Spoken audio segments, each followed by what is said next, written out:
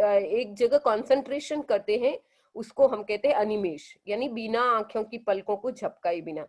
तो बोलते कि मैं बिना आंखों की पलकों को झपकाए बिना आपको विलोकनीय, मतलब विलोक मतलब देखना, आपको मैं देखता रहूं। दृष्ट्वा तोषमुपयाति जनस्य चक्षुः। जनस्य चक्षुः मीन्स लोगों की जो आंखें हैं वो तोषम न अन्यत्र उपयाति, कहीं दूसरी जगह है वो आंखें हैं वो संतोष को प्राप्त नहीं होती है। अर्थात भगवान ऋषभ को देख लेने के बाद में आचार्य मानतुंग कह रहे हैं कि लोगों की जो आंखें हैं ना, जिसने आपको एक बार देख लिया वो कहीं दूसरी जगह भटकेगा भी नहीं, वो कहीं दूसरी जगह कहीं उसके लिए अट्रैक्शन का कोई भी पॉइंट भी नहीं रहेगा, और हमेशा वो आपको ही देखता रहेगा। क्योंकि एग्जाम्पल दिया कि कैसे आपको देखता रहेगा, कि आपको देखने का उसको आनंद क्यों आएगा, तो एग्जाम्पल के द्वारा उन्होंने समझाया कि पित्वा पयः शशिकरत द्युति दुग्ध सिंधु। जैसे शशिकरत द्युति दुग्ध सिंधु, शशिकर मीन्स चंद्रमा, चंद्रमा की द्युति मीन्स कांति, सुंदरता, चंद्रमा की कांति के समान जो दुग्ध सिंधु, दुग्ध सिंधु का अर्थ यहाँ पर क्षीर समुद्र, क्षीर समुद्र का पित्वा, पानी पी करके कोई व्यक्ति अगर क्षीर समुद्र का पानी पी लेता है तो फिर उसकी आंखें क्या कभी भी खारे जल को पीने की इच्छा करता है? अर्थात कभी नहीं करता है। इसी प्रकार आचार्य मानतुंग कह रहे हैं कि बाकी तो खारा जल है और आप क्या है, क्षीर सागर है। जो व्यक्ति एक बार आपके आभा मंडल का रस पी लेता है फिर उसको दूसरा कोई भी आभा मंडल अट्रैक्ट नहीं कर सकता है। इसीलिए हमारी श्रद्धा के केंद्र सिर्फ आप ही हैं एकमात्र, क्योंकि बाकी सबको मैंने पहले देखा और आपको मैंने बाद में देखा, इसीलिए मेरे श्रद्धा का केंद्र सिर्फ मात्र आप हैं। और लोग भी जो आपको देख लेते हैं वो कहीं पर भी दूसरी जगह उनकी आंखें संतोष को प्राप्त नहीं करते हैं। एक बार आप सभी श्लोक का उच्चारण करेंगे। मेरा थोड़ा सा बैटरी चार्ज, वो बैटरी खत्म हो गए, पावर लेके आ रही हूँ। एक बार रश्मि।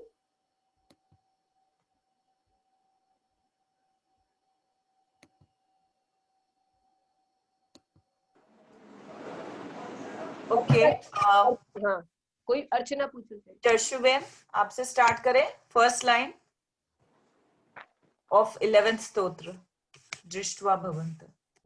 दृष्ट्वा भवन्तमनिमेष विलोकनीयम्। चंपाबेन।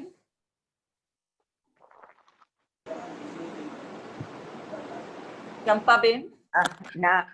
नान्यत्र तोषमुपयाति जनस्य यक्षु चक्षु। चक्षु। जनस्य चक्षु पीत्वा पयः शशिकर द्युति दुग्ध सिंधु। Very nice. संतोष जी। चारं जलं जलनिधे स्थितुं इच्छेत्। Naina Shah. Vanda ma'am you want to start? एक मिनट बस, बड़े समनी जी को भी चार्जर देके आना है। ओके। नैना जी,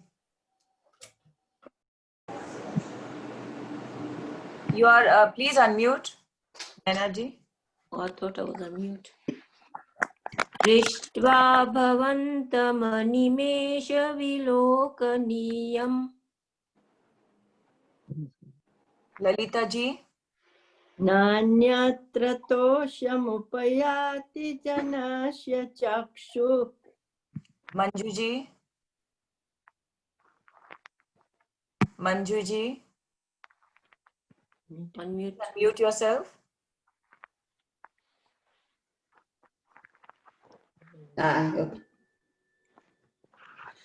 पीत्वा पयः शशिकर द्युति दुग्ध सिंधु। अर्चना जी।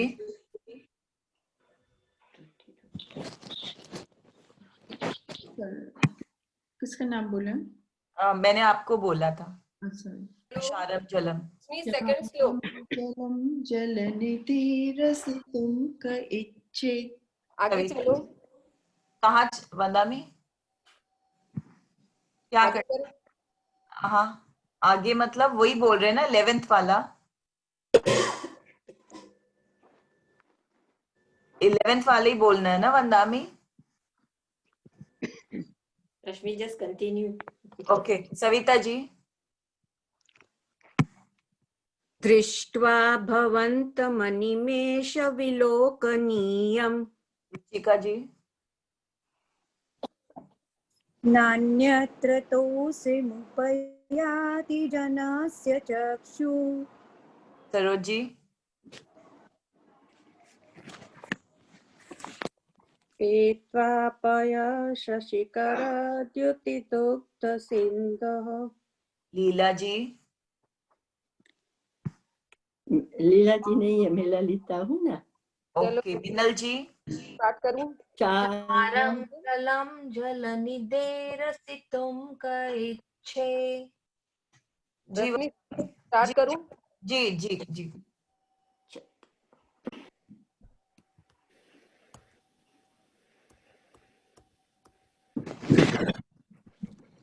इस श्लोक का उच्चारण इच्छित आकर्षक, मतलब आप किसी को भी अट्रैक्ट करना चाहते हैं तो इस श्लोक का निरंतर जाप करो. जो आपसे थोड़ा बहुत भी दूरी रखना चाहते वो आपके प्रति अपना हो जाएगा. अनिमेष मतलब अपलक, अनवियरिंग गेज, विलोकनीयम देखने योग्य.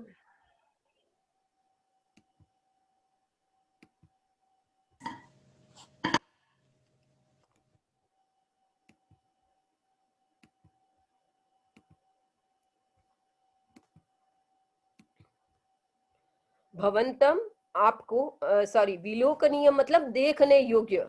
Worthy of being seen. भवंतम यू आपको, दृष्टवा देखकर, आफ्टर बी होल्डिंग.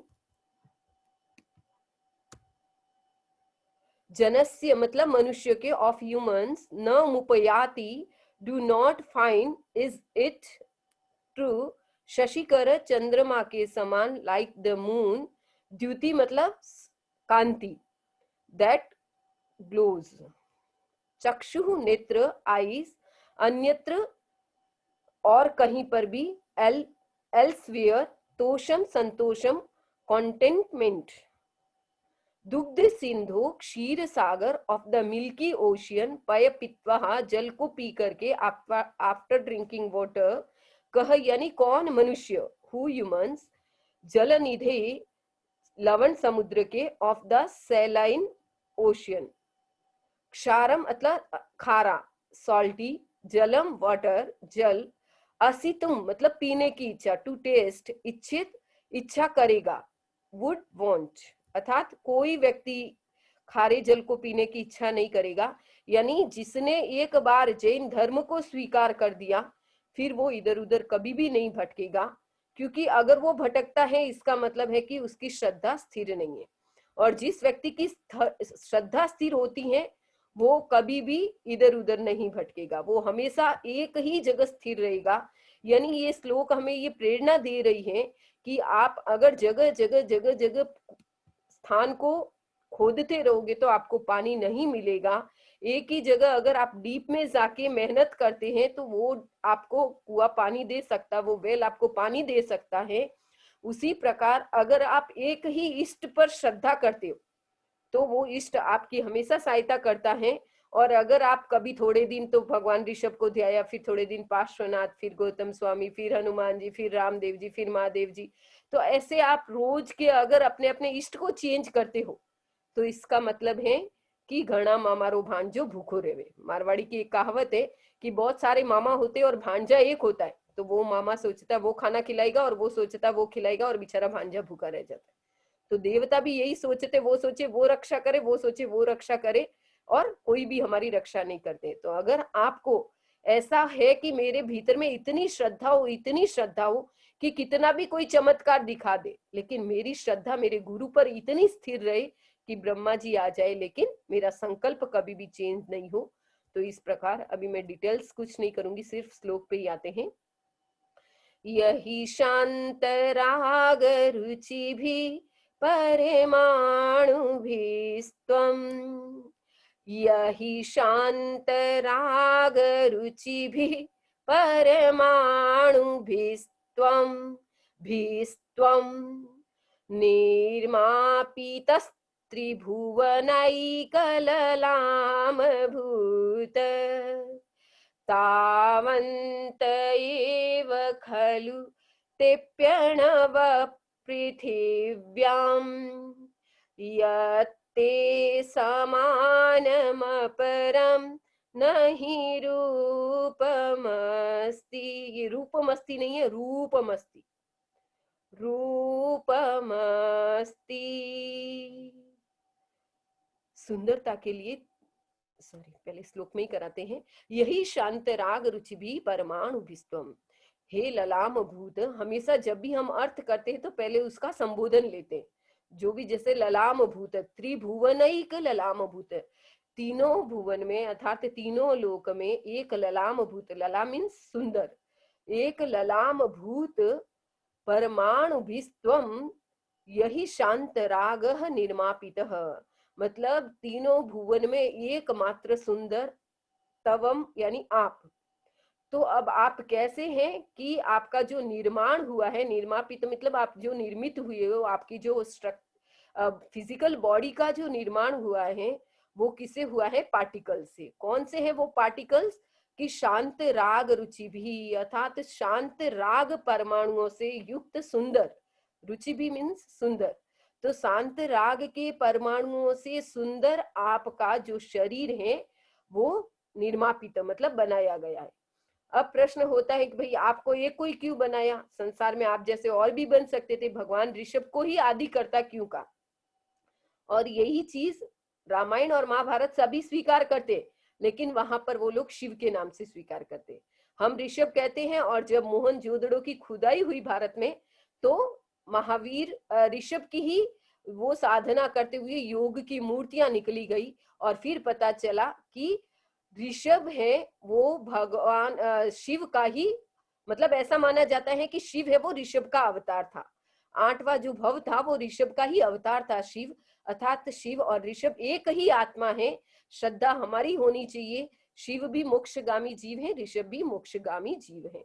तो तावंत एव खलु तेप्यणव पृथिव्यम, कि वो पृथ्वी पर उतने ही परमाणु थे। यत्ते समान अपरम नहीं रूपमस्ति, उसके समान दूसरा कोई अपर रूप, दूसरा अपर मीन्स दूसरा, उसके समान कोई दूसरा रूप ही नहीं है। अर्थात भगवान ऋषभ जैसे परमाणुओं से बने हैं वैसे परमाणु संसार में है ही नहीं, और वैसे परमाणु होंगे ही नहीं, क्योंकि वो पृथ्वी पर उतने ही परमाणु थे जितना आपका शरीर निर्मापित हो सके। तो सुंदरता के लिए तीनों लोकों के स्वामी आप बनाए गए शांति के उज्जवल कणों से आपके रूप में बनाने में जो इस्तेमाल किए गए परमाणु हैं वो आपके जैसा कोई व्यक्ति पृथ्वी पर मौजूद ही नहीं है, यानी वो पृथ्वी पर उतने ही परमाणु थे। त्रिभुवनैक, तीनों लोक में अद्वितीय,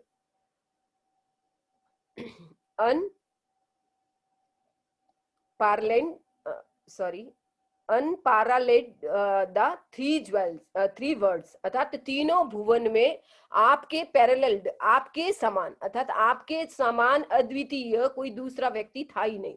ललाम भूत, ओ लॉर्ड ऑफ ब्यूटी, यही यानी जिन द शांत राग ऑफ एक्सट्रीम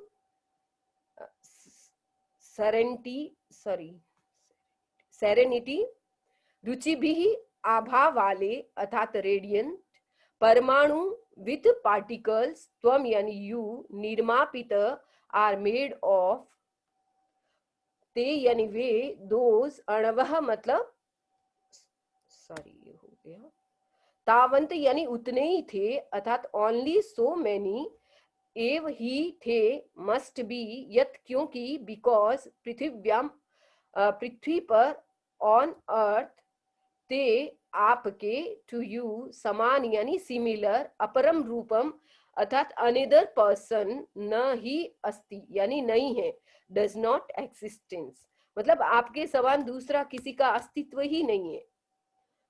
13वां श्लोक, वक्त्रम क्वते सुरनरो रगे नेत्रहारी, निशेष निर्जित जगत त्रितयोपमानम, बिंबम कलंकमलिनम क्व निशाकरस्य, यद्वासरे भवति पांडुपलासकल्पम।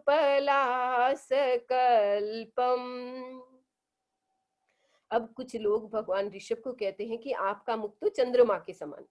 तो आचार्य मानतुंग जी कह रहे हैं कि चंद्रमा के समान भगवान का प्रतिबिंब जो बताते हैं वो भी सही नहीं है। उनको चंद्रमा की उपमा देते हैं वो सही नहीं है, क्योंकि कहाँ तो चंद्रमा है जो कलंकित भी होता है, चंद्र ग्रहण भी लगता है, और दूसरी बात है कि चंद्रमा दिन में पीला पड़ जाता है।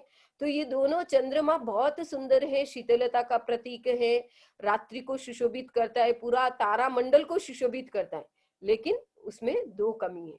वो क्या है? एक तो वो कलंक से, कलंक मतलब ग्रहण से युक्त होता है, और दूसरा पांडुपलास कल्पम, पांडुपलास मीन्स पीला पड़ जाता है, अर्थात चंद्रमा दिन में ढाक के पत्ते के समान एकदम पीला पड़ जाता है, उसको ढाक का पत्ता कहते हैं। तो पांडु का मूल अर्थ होता है ढाक का पत्ता। तो बोलते हैं कि दिन में यद वासरे, वासरे मीन्स दिन में, भवती यानी होता है, यत यानी जो, जो कि दिन में क्या होता है, पांडुपलास कल्पम, कल्पम मीन्स सिमिलर, के पीले पत्ते के समान हो जाता है। निशाकरस्य, निशाकरस्य शब्द आता है चंद्रमा के लिए, निशा मीन्स रात्रि। तो जो रात्रि को करने वाला अर्थात चंद्रमा है, वो कलंक मलिनम, अर्थात कलंक से मलिन होता है, अर्थात कलंक से मैला होता है, अर्थात उनको भी चंद्र ग्रहण लगता है। तो क्व बिंबम, कहाँ तो आपका प्रतिबिंब और कहाँ चंद्रमा का। तो बोले आपका प्रतिबिंब कैसा? त्रितयोपमानम जगतः निर्जित, के तीनों उपमाओं को जीतने वाला जगत में। क्व वक्त्रम यानी मुख, क्व यानी कहाँ, कहाँ तो आपका मुख जो तीनों लोकों में संपूर्ण उपमाओं को जीतने वाला, निशेष यानी संपूर्ण, निर्जित मतलब जीतने वाला, तीनों जगत की उपमाओं को जीतने वाला। क्व वक्त्रम, कहाँ तो आपका मुख जो कि सुर यानी देवता, नर यानी मनुष्य, उरग यानी भुजंग, अर्थात नागदेव के लिए आता है उरग नेत्र, अर्थात नाग देवताओं के, मनुष्यों के और सभी देवताओं के नेत्रों को हरण करने वाला। नेत्रहारी मीन्स नेत्रों का हरण करने वाला। कहाँ तो वक्त्रम यानी मुख, कहाँ तो आपका मुख जो तीनों जगत की उपमाओं को जीतने वाला, संपूर्ण तीनों जगत की उपमाओं को जीतने वाला। कहाँ तो तुम्हारा मुख जो कि देवता, मनुष्य और नागदेव के नेत्रों को हरण करने वाला। और क्व यानी कहाँ, निशाकर से मीन्स चंद्रमा का प्रतिबिंब जो कि कलंक मलिनम, कलंक से मलिन है, और वासरे मीन्स दिन में, पांडु पलास कल्पम अर्थात ढाक के पत्ते के समान पीला पड़ जाता है। रश्मि, एक बार मैं सोचती हूँ पहले 13वां श्लोक सबको अच्छे से एक बार प्रोनाउंसिएशन, क्योंकि है अपने पास टाइम, 3 मिनट में कोशिश करो पूरा 13वां श्लोक कोशिश करो सबसे। सॉरी।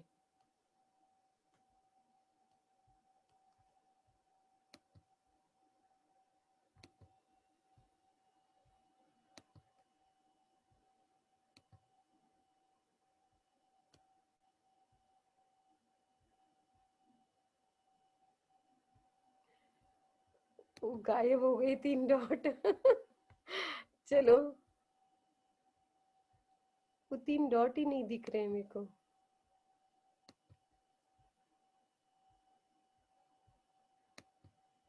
आया। चलो बोलो रश्मि, मैंने कर दिया अनम्यूट। जी वंदना मैम, ये 12 वाला आपने करवा दिया है एक्सप्लेनेशन। हाँ, एक 13वां अभी मैंने 13वां करवाया, एक बार 13वां सबसे कर लेते, क्योंकि शुद्ध करना जरूरी नहीं, मैं करवा के जाऊंगी आज, छोड़ूंगी नहीं क्लास। तो सबसे बुलवाऊं? हाँ, एक एक लाइन और थोड़ा फास्ट, जिसको अभी लास्ट में बोला उसको अब फर्स्ट में बुलाना। ऐसे तो ध्यान नहीं रहेगा वंदना मैम, नहीं ध्यान रहेगा तो अपने आप बोलो, जिसको बोलो कि आप खुद बोल दो जो लास्ट में थे। कर लेती हूँ। चलो हाँ, कर लो कोई दिक्कत नहीं।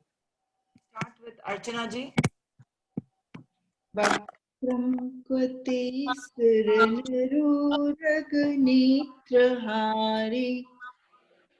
शांता जी।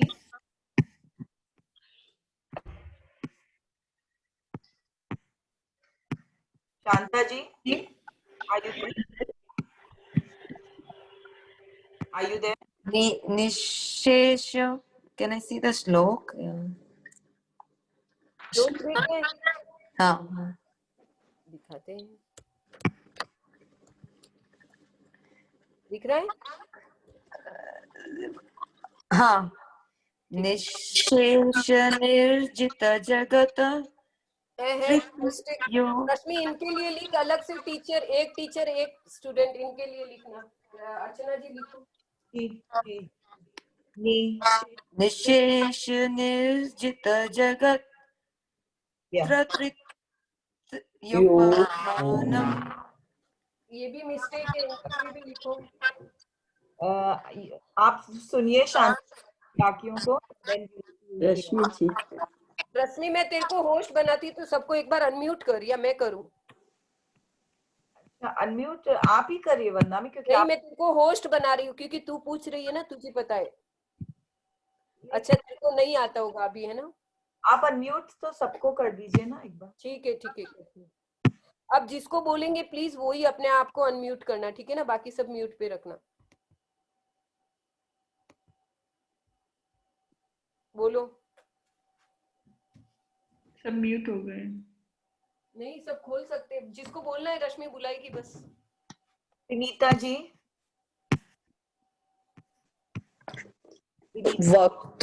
वक्त्रं क्वते सुरनरो रगनेत्रहारी। ललिता जी।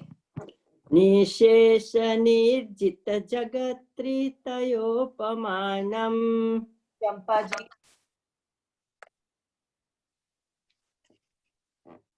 चंपा जी। कौन सा बोलना है? थर्ड लाइन, बिंबम कलंक। बिंबम कलंक मलिनम कव निशाकरस्य। वो क्व है, बिंबम कलंक मलिनम क्व निशाकरस्य। क्व। बिंबम कलंक मलिनम कव निशाकरस्य। थोड़ा सा प्रैक्टिस में हो जाएगा ठीक। सरोज जी आप बोलिए। यद्वासरे भवति पाण्डुपलाशकल्पम्। नल जी। वक्त्रम, 13th श्लोक, वक्त्रम। It's on the slide. हाँ, वक्त्रम ना। जी जी जी। या वक्त्रम क्वतेव सुरनरो रगनेत्रहारी। सॉरी, द फर्स्ट लाइन, वक्त्रम क्वते। हाँ, मैंने वही कहा, वक्त्रम क्वते सुरनरो रगनेत्रहारी। सही है। अब कविता जी। निहशेष निर्जित जगत्त्रितयोपमानम्। सुशीला जी।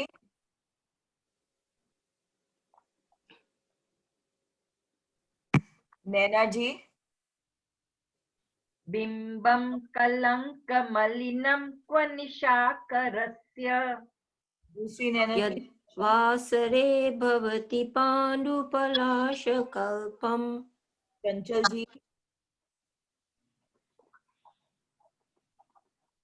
चंचल जी। शीला जी। Okay, Arvinder uncle. शेष निर्जत जगत तृतीयोपमानम्। रेणु जी। बिंबम कलंकमलिनं क्व निशाकरस्य। इंदिरा जी। यद्वासरे भवति पाण्डुपलाशकल्पम्। मंजू जी।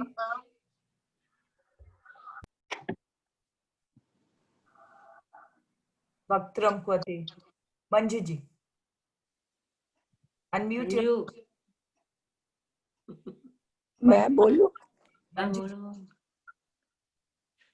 वक्त्रं क्वते सुरनरो रगनेत्रहारी। चांदनी जी। निशेष निर्जित जगत्कृतयोपमानम्। सबका हो गया है? Is anyone? नहीं, मेरा नहीं हुआ। मेरा भी नहीं हुआ। जो बाकी है वो बोलो। ये जशु। वक्त्रम कते सुर नरो गनेत्रहारी। एक बार फिर से बोलिए जशुबे। वक्त्रम कब, हम दोनों साथ बोल रहे हैं। हाँ जी, वक्त्रम कवते सुर नरोर गनेत्रहारी। कौन?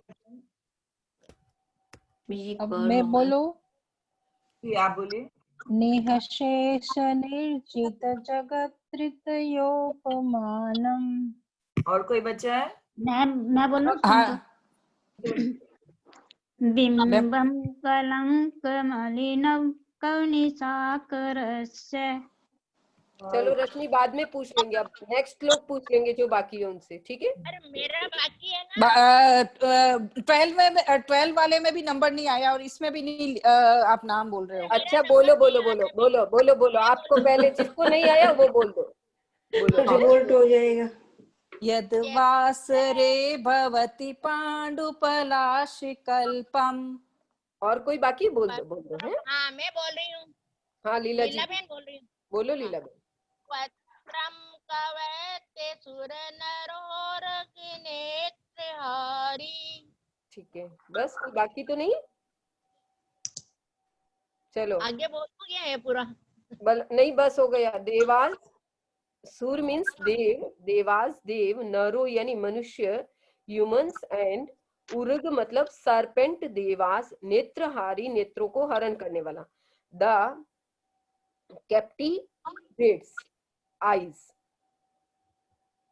जगत त्रितय ऑफ 3 वर्ल्ड्स, निशेष समस्त ऑल, उपमानम उपमाओं को, एनालॉजिस निर्जीत मतलब जीत लेने वाला, हु ट्रांसेंड को यानी कहा, वेयर इज ते आपका, योर वक्त्रम मुख फेस, को यानी कहा, एंड वेयर इज। कलंक मलिनम अर्थात ब्लेमिस्ट, कलंक से मलिन, निशाकरस्य चंद्रमा ऑफ द मून, बिंबम मीन्स इमेज जो कि यद दैट, वासरे मीन्स दिन ड्यूरिंग द डे, एंड पलास कल्पम पलास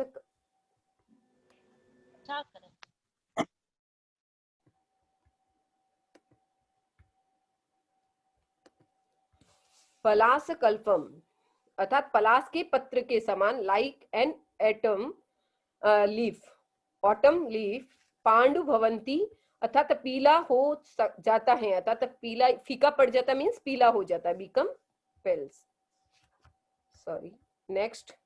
अब जिन्होंने नहीं बोला ना मैं उसको नंबर दूंगी, ठीक है ना, नेक्स्ट बोलने के लिए। इस श्लोक का उच्चारण किस लिए किया जाता है? अपने शरीर की सुरक्षा के लिए। Sorry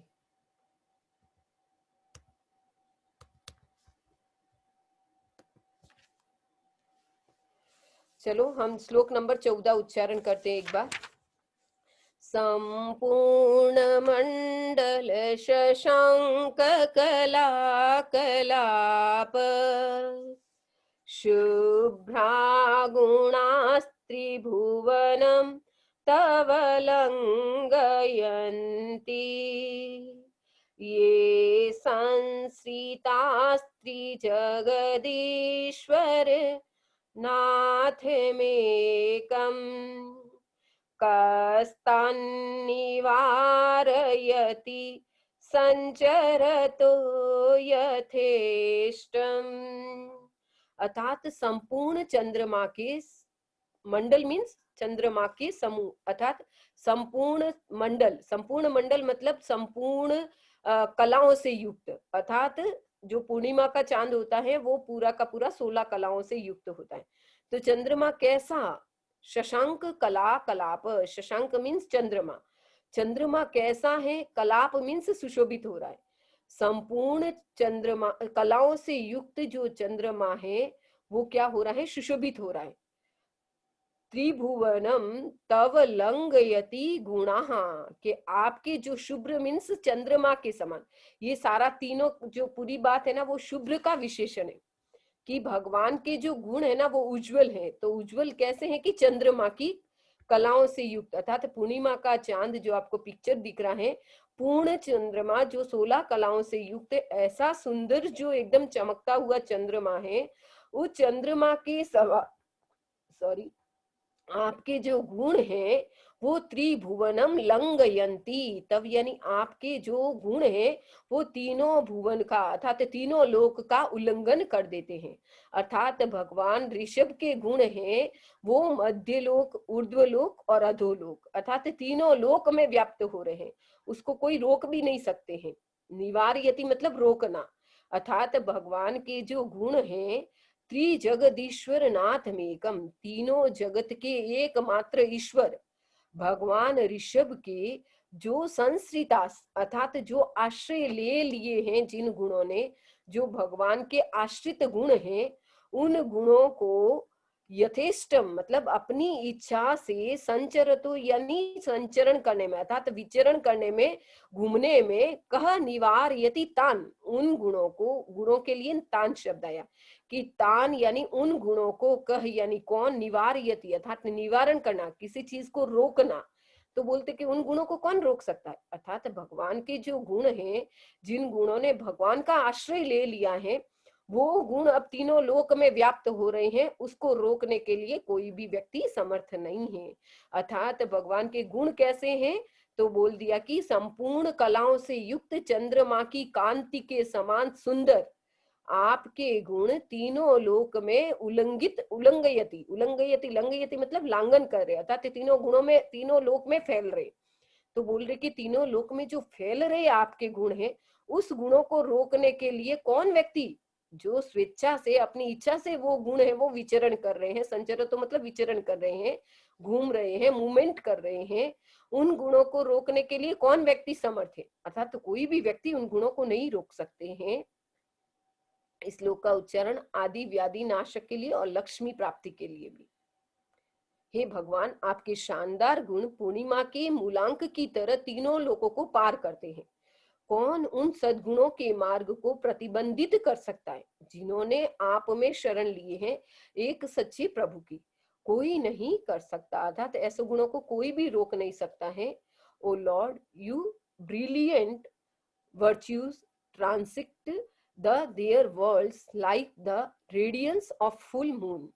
Who can restrict the passage of the virtues that have sought refuge in you, the one true Lord? No one can.